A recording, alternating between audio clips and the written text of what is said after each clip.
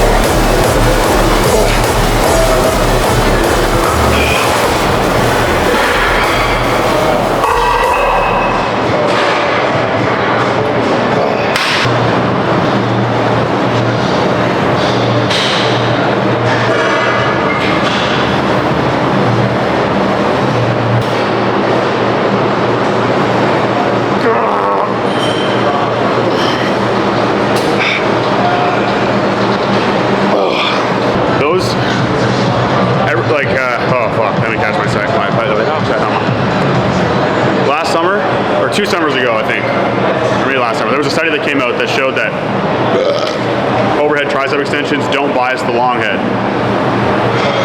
But everybody immediately jumped to the conclusion that overhead tricep extensions are bad.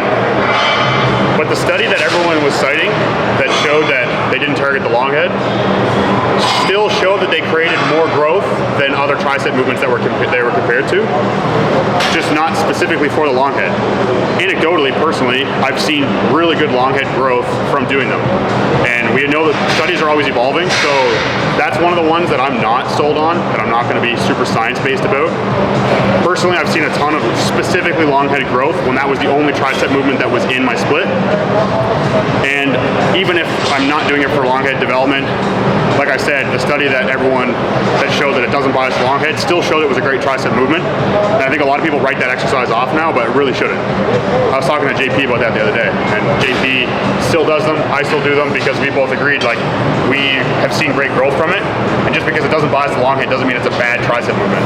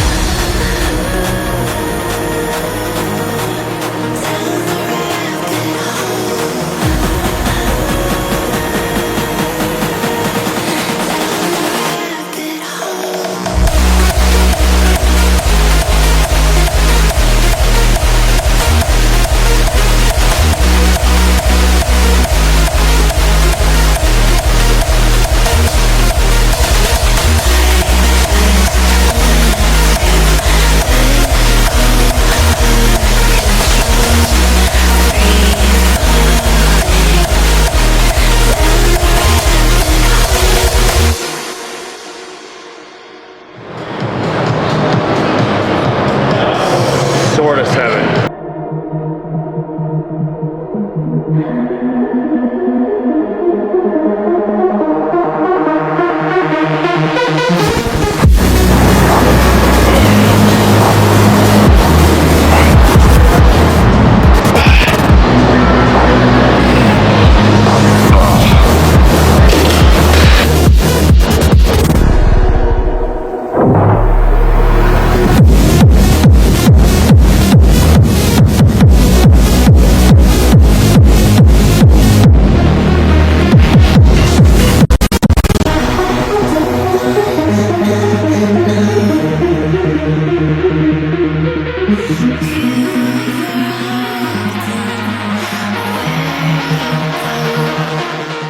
We're doing cable rows. We're trying to hit traps and rhomboids primarily. And when we're doing wide grip cable rows, one of the functions of the rhomboid is to extend the spine. So you'll see that at the bottom of the movement, I let my upper back round, not my lower back, just my upper back. And then I extend my upper back a little bit at the top. And that's just to kind of get a little bit more range of motion for those traps and rhomboids, specifically the rhomboids.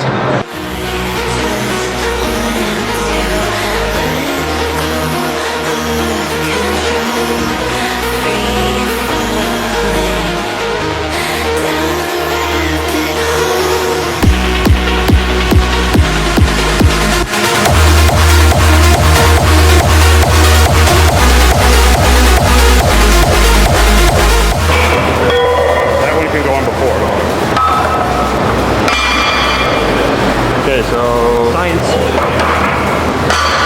Last time I put a 10 on top of it, maybe? Let's see. Always make sure you're progressively overloading every opportunity.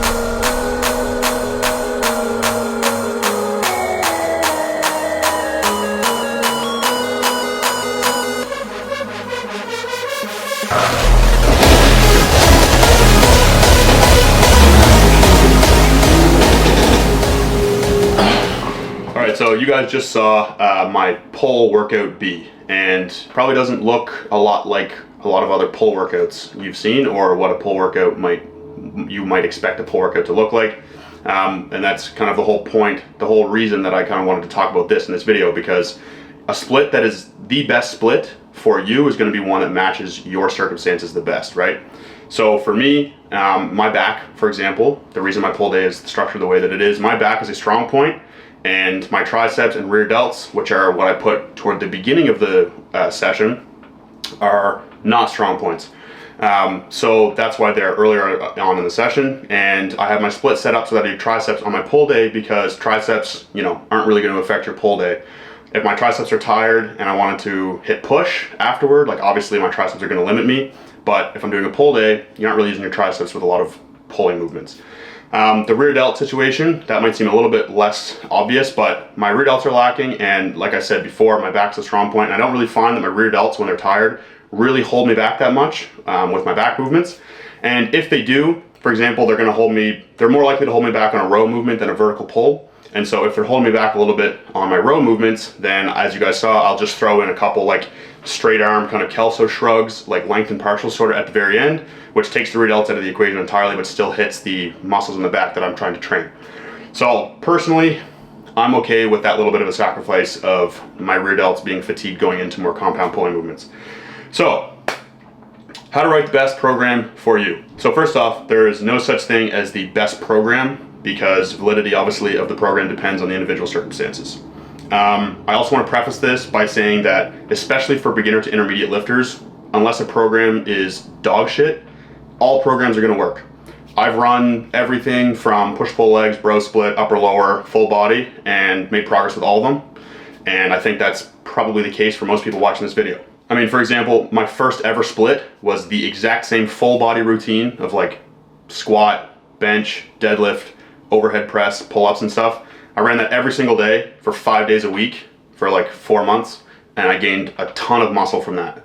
Obviously that was the first split I ever ran, so I was going to gain a lot of muscle kind of regardless, but that's a terrible split, and I was still able to see a lot of progress with it. So what I mean by the best split being the one that's most appropriate for you is, like, for example, if you have huge legs and you're trying to bring up your upper body, a leg focused split's probably not a good idea. Same thing as if like you can only train 3 days per week, then doing a bro split, like, chest and then back and then shoulders and then arms and then legs, that requires 5 days of training. That's probably not a good split. So that being said, there are some general guidelines to follow when making a split. Number one, trial and error is going to be your best friend, because your individual experience, your individual data, like N of 1 data, is going to be more important than any fucking study you're going to see that says this muscle group needs this many sets per week to grow, etc. So make sure that you're assessing your feedback, like the feedback that's specific to you. Trial and error, really good idea. I'm still trialing and erroring, is that even a word? Things with myself. And that's because if I see stuff's not progressing, then that means I have to go back and reassess. Number two, lift 3 to 5 days per week. When we're training for hypertrophy, training any more than 5 days per week is probably not ideal. I never program more than 5 days per week for any of my clients, just because we need those 2 rest days at least to make sure we're recovering, and most people suck at recovering anyway. With those 3 to 5 days per week, you want to be making sure you're hitting each muscle at least once, maybe twice. Theoretically, higher frequency could be better, but typically the studies show that as long as volume's equated, higher frequency does not equate to more gains, and that's probably because people are training things that aren't quite recovered yet, and that's really the essence of the perfect split, is making sure you're training things as often as possible while making sure that they're fully recovered before you go to train them again. So the current data on myofibrillar protein synthesis shows that muscles are essentially actively growing for up to, I think, 55 hours after a workout, depending on the workout, obviously. Sometimes shorter, sometimes maybe even more, depending on the amount of muscle damage. If you have a ton of muscle damage from a workout, you might need, 6 whole days before that muscle is fully healed from all the muscle damage and ready to go again. So a good rule of thumb is at least 48 hours. So if I hit a pull day or I hit biceps or something on a pull day, at least 48 hours before hitting them again. But I would usually recommend more because, like I said, people kind of suck at recovering. So I always allow at least 72 hours. Again, you're going to have to gauge that through trial and error a little bit. So if you're currently running a split that gives, a muscle group 3 full days to recover, but you're not quite seeing progress that you'd expect to be seeing, or you're still kind of sore sometimes on that next day you go to hit that same muscle group again, that probably means that you're either doing too much volume on the workout day, and or you're not giving it enough time afterward to recover before hitting it again. When you train a muscle, assuming you're training to failure, I would do between 3 to 6 sets for that muscle group on the given day. Remember that more volume is not necessarily better. A lot of times people can dig themselves into a hole of mental and physical exhaustion because they just keep trying to do more and more and more when the actual answer is to pull back and do less. Start your workouts with the priority muscle group. But like I said in the example of my workout, don't start with a movement or a muscle group that is going to impede the performance of subsequent movements. So like, don't start a push day with triceps because like I said, you're probably going to be taking away from the productivity of the sets that come afterward for like your chest, for example. So those are the kind of basics that we want to abide by. Now we're going to talk about some more in-depth things. Decide if you want certain days of the week to always be rest days. For example, when I was in university, I always tried to have at least Saturday and or Sunday to be rest days in case I wanted to go out with my friends. However, if you're not one of those people who has a strict schedule, like a work schedule or obligations outside of the gym, then I would actually recommend that you do something that rotates on a like day 1, day 2, day 3 kind of cycle so that you're not always doing the same workout on each day of the week, because that just gives you more flexibility in your programming and just in terms of like, if you need to take a spontaneous rest day, it doesn't throw off the entire schedule like for the next week and then you'd be kind of forced to like catch up or skip a day. You can just push everything by day and you basically don't even skip a step. You just pick up right where you left off. The next thing is decide what split is going to allow you to focus on your weak points if you have them, because not all splits are going to allow you to prioritize certain body parts or certain muscle groups. For example, an upper lower split probably won't allow you to prioritize your arms as much because it'll be difficult to hit biceps and triceps to start a workout if you're then going to do, push and pull compound movements afterward. You're going to be kind of reducing the effectiveness of those compound movements. Obviously, a split that has an arm day or, the push-pull legs type of split that I'm currently running where I start, my back day with triceps, that kind of thing, is going to allow you to prioritize arms more than like I said, upper lower. The next thing, your ability to consistently improve. Now that doesn't mean week to week necessarily, but overall be consistently improving on a regular basis in terms of your performance on movements. That is the best indicator that you have a good split that is working. Obviously, you're going to see strength increases and like adaptations that result in slightly like more rep with a given weight or more weight on a movement. That's going to happen faster than you're going to be able to visually notice like how your body looks. So that is your main source of feedback. You should rely on it heavily, and that's why you should track it. Track it closely, track it thoroughly, and make sure you can, look back on like the last 4 to 6 weeks and like, yes, I am progressing or I'm not progressing. That will also show you which movements need to be tinkered with in terms of their volume or maybe their like placement or sequencing in terms of a given session, and it will allow you to kind of pick up, like refine your split. And then lastly, just remember that the body is not just a bunch of different parts that act independently. You can, to an extent, look at like, your chest performance, like your pressing movement performance, and you can look at, your tricep movement performance and your pull down movement performance independently of each other, but overall the body is a entire unit. And so systemic fatigue is a thing as well, which basically means you're probably not going to be able to hammer every single muscle group with the perfect amount of volume for the perfect amount of growth all at the same time. That will more than likely be too much for the body to handle, and eventually the systemic fatigue is going to become a problem and your nervous system's just not going to be firing at a good rate, I should say, when you go to train. And it won't necessarily be because each individual muscle is peripherally fatigued, but it's just systemically your body's just trying to you're just undergoing too much stress as a whole. A good analogy that I like to think of is if you have a bucket of water and a bunch of cups, and each cup is the stimulus for a muscle group, you're not going to have enough water in that bucket to fill every single cup up fully. So you're going to have to fill up the cups that you want to prioritize more, the muscle groups you want to prioritize more. Those ones get filled to the top, while like the muscle groups that aren't as much of a priority are only filled half. Because like I said, you just don't have enough water to go around. Overall, if you're running a split and you are making progress, maybe not every single week, but like most movements are improving on a regular basis, do not fix what is not broken. The amount of times that I talk to people who are like, yeah, I'm making progress, whatever, but I want to see if I can make even more, and then they end up, making drastic changes and ruining the effectiveness of their split overall. It happens all the time. Little changes are fine. Like I said, you can tinker with some things a little bit, but overall, if you are making progress, do not fix what's not broken and just enjoy the gains and just cruise. Alrighty, so just to kind of recap, don't fix what's not broken. You want to make sure that you are tracking things, prioritizing things if you need to. Not everybody has weak points. And just making sure you are erring on the side of kind of less is more. Recovery is obviously the most important thing. But yeah, progress is progress. Make sure that you are actually making progress, instead of just assuming you're making progress. And understand that there is no best split. So do what works for you. and make sure you are taking, a scientific approach just by tracking things, and that's how you can know what for sure is working. And just, enjoy it. Like, every split is going to have pros and cons, and you can always switch it up if you want to for the sake of boredom or whatever. But I hope that kind of helped you guys understand what goes into a really intelligent split, what to kind of prioritize when you are making your own split, and kind of help you interpret when people talk about splits in the future.